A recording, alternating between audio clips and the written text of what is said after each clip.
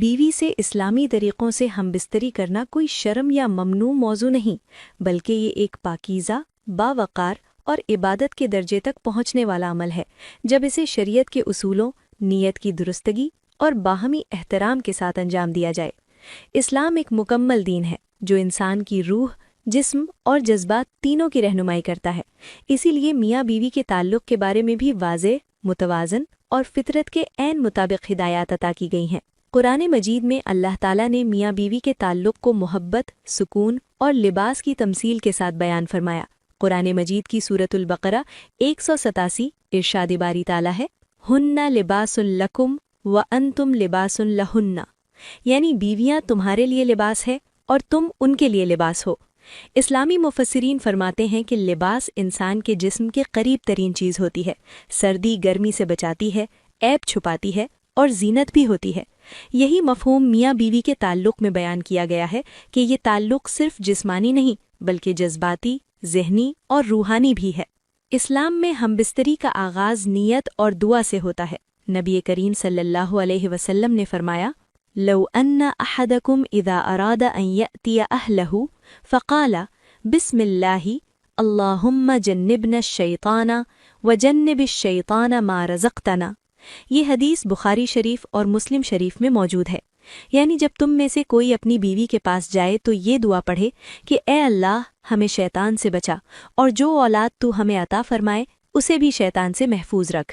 یہ حدیث اس بات کی واضح دلیل ہے کہ اسلام ہمبستری کو عبادت کے دائرے میں لاتا ہے، بشرطے کہ اللہ کو یاد رکھتے ہوئے کی جائے۔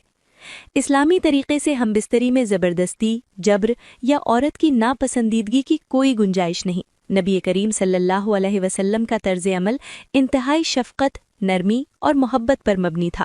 حضرت عائشہ رضی اللہ عنہا فرماتی ہیں کہ رسول اللہ صلی اللہ علیہ وسلم اپنے اہل کے ساتھ بہترین اخلاق رکھنے والے تھے۔ یہی وجہ ہے کہ علماء فرماتے ہیں کہ قربت سے پہلے بات چیت، محبت بھرے الفاظ اور بیوی کے جذبات کا خیال رکھنا سنت کے قریب ہے۔ قرآن مجید کی سورۃ الروم آیت 21 میں اللہ تعالیٰ نے فرمایا، وَمِنْ آيَاتِهِ أَنْ خَلَقَ لَكُم مِّنْ أَنفُسِكُمْ أَزْوَاجًا لِتَسْكُنُوا إِلَيْهَا وَجَعَلَ بَيْنَكُم مَّوَدَّةً وَرَحْمَةً، یعنی اللہ کی نشانیوں میں سے یہ ہے کہ اس نے تمہارے لیے تم ہی میں سے بیویاں بنائیں تاکہ تم ان سے سکون حاصل کرو، اور تمہارے درمیان محبت اور رحمت رکھتی۔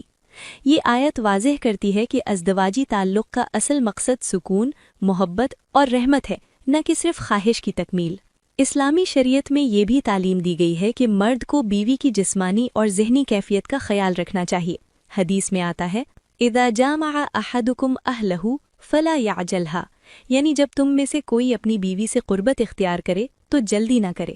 علماء اس حدیث کی شرح میں لکھتے ہیں کہ مرد پر لازم ہے کہ وہ بیوی کی تسکین اور اطمینان کا بھی خیال رکھے، کیونکہ یک طرفہ تعلق اسلامی اخلاق کے خلاف ہے۔ اسی طرح اسلام حیض، نفاس اور دیگر شرعی حدود کا بھی واضح حکم دیتا ہے۔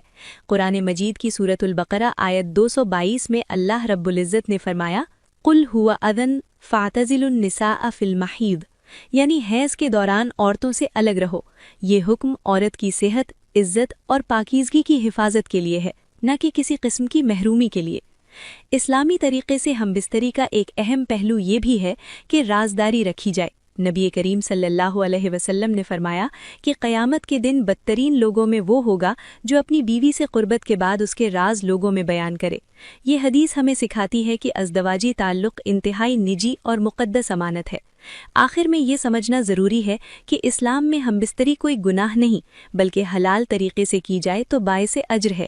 حدیث میں آتا ہے کہ صحابہ کرام نے عرض کیا کہ یا رسول اللہ، ہم میں سے کوئی اپنی خواہش پوری کرے اور اسے اجر ملے؟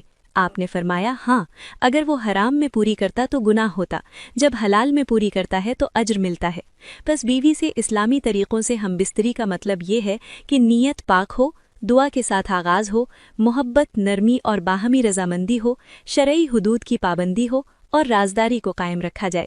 یہی وہ طریقہ ہے جو قرآن، سنت اور اکابر علماء کی تعلیمات کے عین مطابق ہے، اور یہی